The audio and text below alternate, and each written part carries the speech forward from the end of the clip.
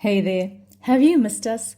We've sure missed you. But fret not, we're back and we're better than ever. We're spicing things up. We've changed our format to bring you the news that matters in more bite-sized packaging, with shorter briefs up front and then a dive into meatier stories. So tell your friends to check us out, and who knows, we might get them wrapped around our fingers pretty soon. This week, we chat to you about refugees, private jets, and a surprise exit at one of Mzansi's biggest soccer clubs. We also unpack what to expect as our finance minister takes a gander at the budget for the third time, and why some court cases are concluded quickly while others drag on for years. So let's dive into these stories and more in this week's wrap, brought to you by myself, Verashni Pillay, and the Explained Arcosa team. First up, spicy Cyril is our favorite kind of Cyril. A day after Afrikaner refugees landed in the US on Monday, Ramaphosa posted videos on Twitter showing happy interactions with largely Afrikaans farming communities. Ramaphosa had caught flack earlier that day for calling those who left cowards and previously referencing colonizers historically allowed to stay in South Africa. The videos were taken during his visit to the NAMPO 2025, an agricultural gathering running this week in Bothaville, Free State. Experts at the event said AGOA, which offers sub-Saharan African countries favorable exports to the US, was effectively dead, given Trump's revenge vendetta against South Africa and largely discredited global tariff regime. They encouraged South African farmers to find new markets, including Asia and the Middle East. Ramaphosa will meet with the US President Donald Trump in a working visit to the US next week and says they've spoken telephonically. We're crossing fingers, but not holding our breath. Meanwhile, with South Africa accused of being unwelcoming to white people, it was wonderful to watch our people roll out the red carpet for Spanish-born Orlando Pirates coach Jose Riviero. His final match on Tuesday, a fitting 3-0 win over Golden Arrows, ended in a carnival-like farewell. A packed Orlando Stadium in Soweto, fans singing Gracias, Jose, and one supporter decking the Spaniard out in Zulu attire. Quite the contrast to 2022, when Riviero was mocked as a plumber for his low-profile coaching in Finland. But Riviero went on to win trophies, took Pirates to a CAF Champions League semi-final, and helped launch a new crop of Bafana stars. Even a recent Nedbank Cup loss to the Chiefs did not dim the send-off. One banner said it best, "Mara, why, Jose?" He chose not to renew his 3-year contract, believing that prolonged 10 years hinder player development, and gave early notice for complete transparency. It was a study in class. In US news, Donald Trump's Middle East tour began in scandal this week after he posted about Qatar gifting him a $400 million Boeing to replace the aging Air Force One. Trump viewed the opulent Flying Palace, as it is called, in Florida in February. Ethics lawyers from the Clinton, Bush, and Obama eras slammed the gift, noting the U.S. Constitution bars presidents from accepting foreign gifts without Congress's nod.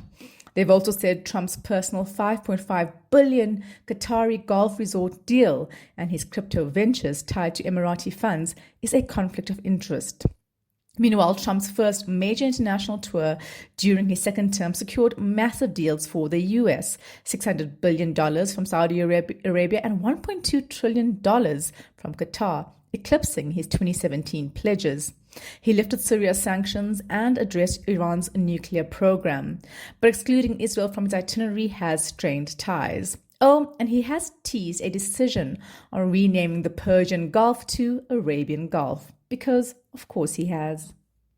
Moving on, Kirsten Bosch's National Botanical Garden in Cape Town was ranked one of the top 25 gardens globally by the New York Times last week, as chosen by 6 horticultural experts. Cape Town's favorite place for picnics and concerts made the list alongside gorgeous spots in Italy and Japan, plus New York's famous High Line. Kirsten Bosch is recognized for its size, biodiversity, and exclusive focus on indigenous South African flora. Founded in 1913, it was the first botanical garden worldwide to focus solely on native plants and remains home to over 7,000 species, including rare fynbos, proteas, ericas, an ancient cycad believed to predate dinosaurs. Set against Table Mountain's eastern slopes, the over 1,300-acre reserve also attracts sunbirds, owls, and wildcats. Harvard architecture professor Toshiko Mori praised Kirsten Bosch's century-long conservation efforts, while British garden writer Tim Richardson called it possibly the most spectacular botanical garden in the world. And finally, the world's most prestigious film festival, Cannes, kicked off in France on Tuesday, but thanks to a last-minute dress code issued just a day before, no one is really talking about the films. Organizers have banned nudity like the naked dress trend, citing decency concerns. Think Bianca Censori's completely see-through slip at February's Grammy alongside Kanye West. Stylist Carla Welch slammed the decision, saying, "We don't need governing bodies governing our bodies." Then there's the ban on lengthy trains to streamline red carpet flow. The first casualty, festival jury member Halle Berry. She said, "I had an amazing dress by Gaurav Gupta to wear tonight, and I cannot wear it because the train's too big." Others were not as compliant. Heidi Klum's trailing Ellie Saab gown at the opening already broke the rules. As for the films, we couldn't tell you. Ironically, Cannes' attempt to redirect our attention has done the opposite. So those were your briefs, and now we're moving on to a few of the bigger stories from this week. First up, Budget 3.0. Next week, Wednesday, the 21st of May, Finance Minister Enoch Godongwana is set to table South Africa's budget for the third time this year, after months of delays and political wrangling. According to economists at Bank of America, the real significance of Budget 3.0 lies in its political implications. The group noted the budget is more important for signaling the GNU temperature than for any forecast it may contain. They add Treasury is likely to take a cautious route, predicting GDP growth at 1.5 to 1.6%, slightly higher than market forecasts of 1 to 1.5%. That would help present a smaller, more palatable budget gap of 20 billion to 30 billion rand, which GNU partners might find easier to support. There is one bright spot. Global market instability has boosted gold prices, bringing in more revenue from mining. SARS is also stepping up tax enforcement, giving Treasury some breathing room. A reminder, the main culprit behind the delays was VAT. The original budget announced on 12th March proposed a 2% VAT hike, sparking public outrage and chaos within the Government of National Unity. Treasury backed down. As Godongwana said in a media briefing last month, when people speak, we must also listen. He added that the change was shaped by political concerns and public feedback. But VAT was not the only issue. A worsening economic outlook, weighed down by global challenges and sluggish local reforms, left the country facing a possible 73 billion rand budget shortfall at the time. After the GNU drama that followed the previous two budget attempts, this budget is ultimately a political test. If it doesn't get support from major GNU players like the Democratic Alliance, expect more delays, more fighting, and more uncertainty for South Africa's economy. But we're betting that the major political players have finally worked out their grievances. Third time lucky. Back to our favorite group of refugees. While most of us were bracing for Monday meetings, 49 white South Africans were touching down at Dulles Airport in the US, visas in hand and dreams of a new life. Fast-tracked under Mission South Africa, a program cooked up by the Trump administration, these Afrikaners were granted entry on the basis of race-based persecution here in South Africa. The justification, our land reform policies and false accusations of racially targeted violent crime. While white South Africans still own 78% of the country's private farmland and possess around 20 times the wealth of their black counterparts, if this is what persecution looks like, we're all missing something. Meanwhile, on his first day in office on the 20th of January, Trump signed an executive order indefinitely halting entry through the U.S. refugee admissions program for actual refugees in desperate need of asylum. Take Afghanistan. After the Taliban regained power in 2021, women were banned from school and work, leaving 14,600 Afghans and former US allies in legal limbo. Or the DRC, where 7.8 million people have been displaced amid civil war and 28 million face serious food insecurity. In Sudan, a deadly mix of genocide and war has displaced 8 million people, but resettlement programs have ground to a halt. Cameroon's Anglophone conflict has triggered mass killings and displacement, yet 8,000 Cameroonian refugees lost their temporary protected status last month.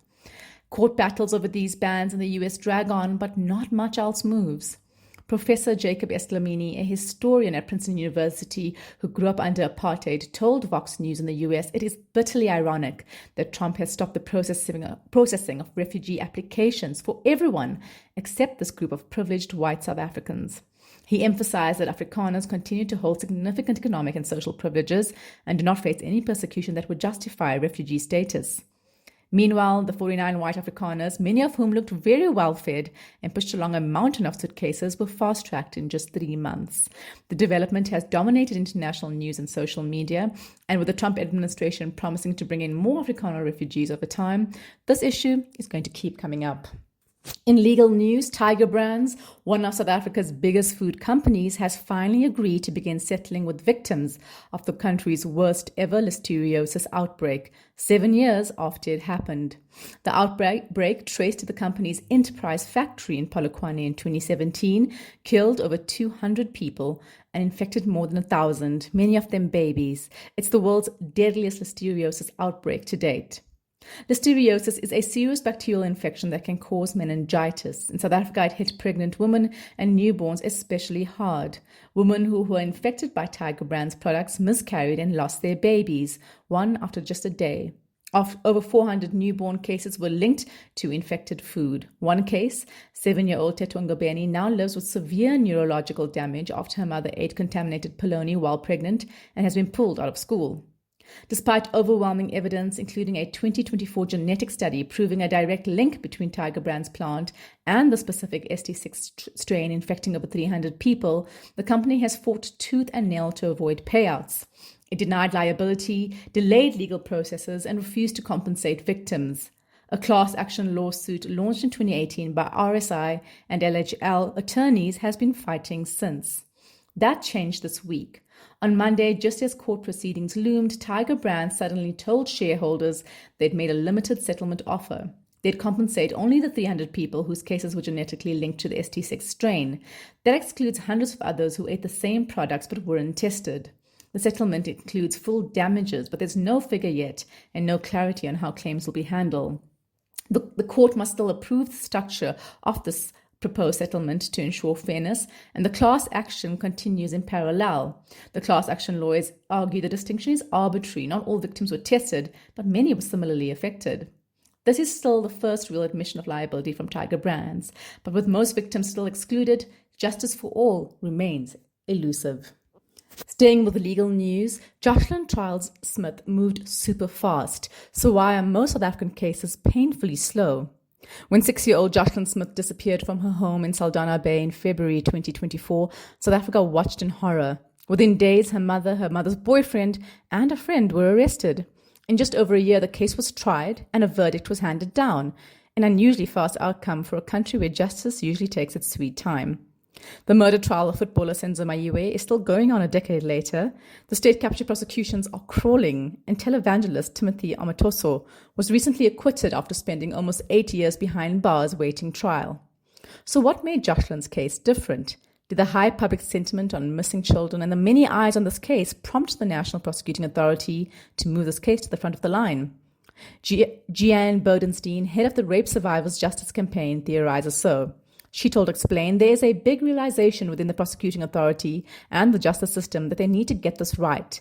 So they will make sure everything is very quick, that we all have our ducks in a row. But this kind of swift justice is the exception. Most cases take years, and the poorer you are, the longer it takes. South Africa's courts are underfunded, overburdened, and understaffed, with just 250 judges for the whole country. Some cases are only getting court dates in 2031. Legal aid relied on by many is being squeezed by 718 million rand in budget cuts, and legal proceedings are just too expensive for most. Even with organizations like probono.org, the costs can be crippling. The result, justice on paper, delays in reality. Fixing this means more judges, better case management, and real accountability. Until then, most South Africans with less publicity won't see the kind of swift justice that Joshlin's case delivered. And that's a national tragedy.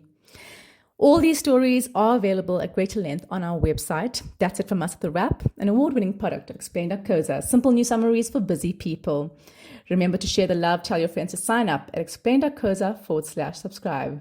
Till next time, goodbye from the team.